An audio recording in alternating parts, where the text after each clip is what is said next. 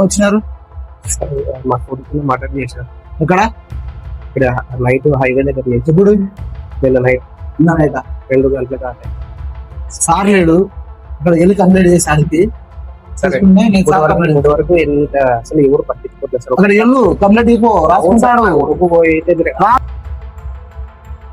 Night రాత్రి చంపేశారు sir ఎవరిని మా కొడుకు సార్. ఎవరి మీద అనుమానం ఉందా? ఏం లేదు సార్ తెలియదు ఏం జరిగింది నైట్ బయటకు వెళ్ళాడు ఇక్కడ చూసి పొద్దున్న చంపేశారు అని చెప్పారు ఎక్కడ? highway లో